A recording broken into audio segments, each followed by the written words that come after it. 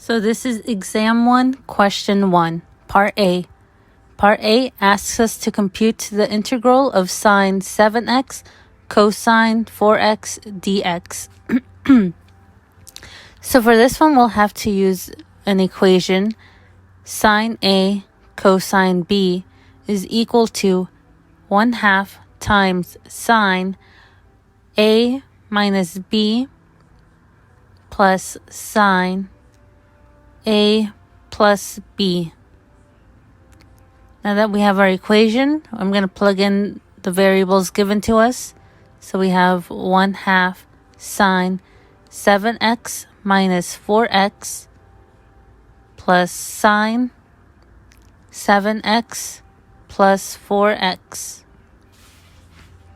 Now we're integrating, so I'm going to rewrite this in integral form. So we have the integral of 1/2 sine 7x minus 4x is 3x plus sine 7x plus 4x is 11x dx. I'm going to rewrite it, take out the constant, and expand the formula so it's easier to look at and work with.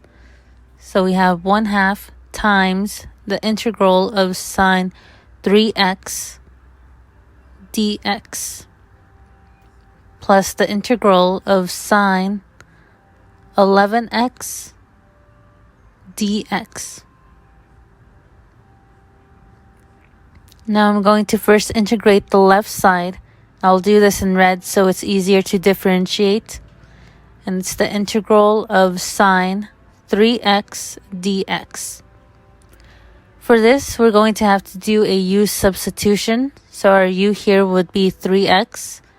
So then our du is 3 dx. Divide both sides by 3 to get du over 3 equals dx.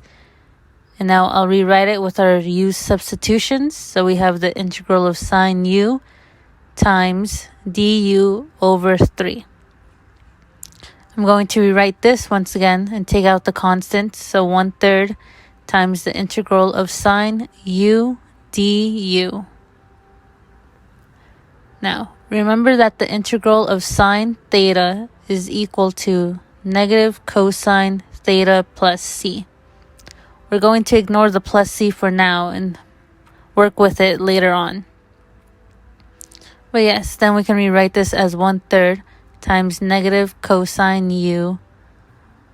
And then we can plug our u back in and rewrite it as 1/3 times negative cosine 3x. Then to make this look prettier, we'll rewrite it once again as negative 1/3 cosine 3x. Now we're going to scroll back up here and work on the right hand side. I'll do this in green so we can differentiate it. And it's the integral of sine 11x dx. Again, our u this time will be the 11x. So then our du, or the derivative of that, is du equals 11 dx. Divide by both sides by 11 to get du over 11 equals dx. And then we plug in our u substitution to get sine u times du over 11. Now we can integrate this. Oh, take out the constant first, of course, to get 1/11 integral of sine u du. And then we integrate the sine. And from our previous one, we can see that it's negative cosine u. Plug in our u to get negative 1/11 times cosine, and we're plugging in our u, so it's 11x.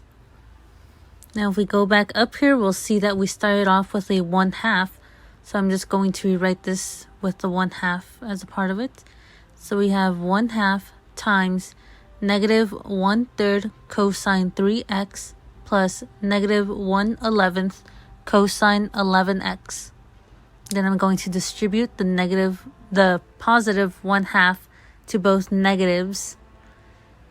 And then when we do that, we can rewrite it as negative 1 or negative cosine 3x over 2 times 3 is 6 plus or minus cosine 11x over 22 plus c. We can't forget our c.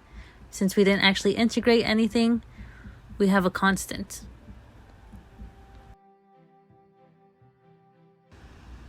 Now moving on to part B, the question asks, a spring has a natural length of 28 centimeters.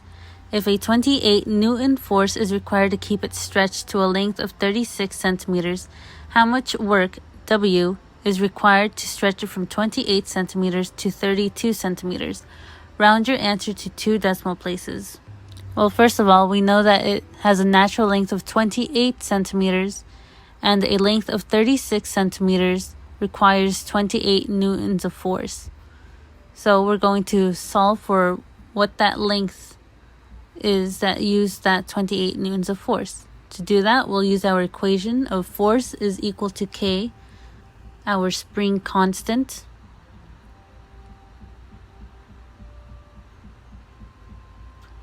times X, which is the distance between the natural length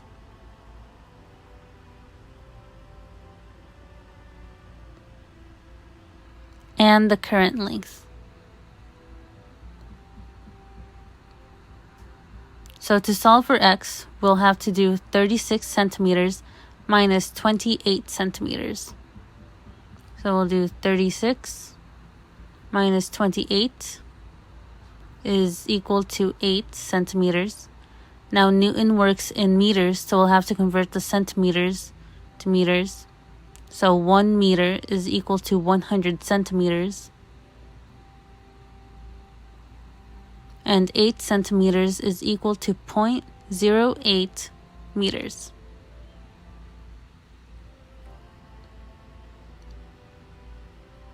Now we'll plug this into our equation. So F of 0.08 meters is equal to 28 newtons. Or, if we were to rewrite this, 0.08 meters times K, our spring constant, is equal to 28 newtons. Then we divide both sides by 0.08, and our spring constant is equal to 350. Now that we have our spring constant of 350, we can begin to solve for what the question originally asked for, which was to solve for work, W. And it is stretched from 28 centimeters to 32 centimeters. So we'll have to solve for the distance between those two lengths. So then it is 32 minus 28 centimeters is equal to 4 centimeters. And again, Newton's works in meters, so we'll have to convert this. And 4 centimeters is equal to 0.04 meters. And now we plug this into an equation to solve for work. And W is equal to the integral from A to B times K, the spring constant, and X, dx. And I'll rewrite this so it's easier to look at. The K is the constant, so we take it out from A to B, X dx. And from here, we can plug in the numbers given to us. So we know that K is the spring constant, 350 from up here. So we plug that in. So 350. And then we're going from its natural length, or its starting point of 0 to 4 meters, 0.04 meters. So those are our bounds, X dx.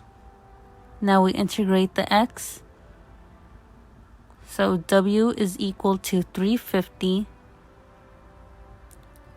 x squared over 2 from 0 to 0.04.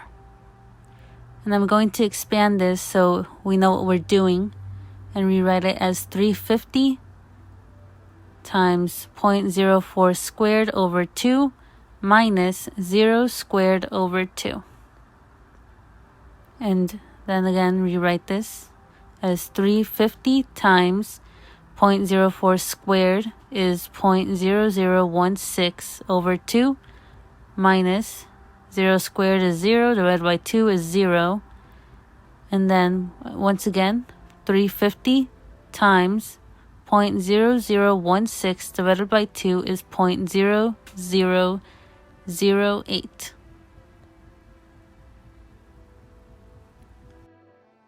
And now we solve for our work, which is 0.28 joules.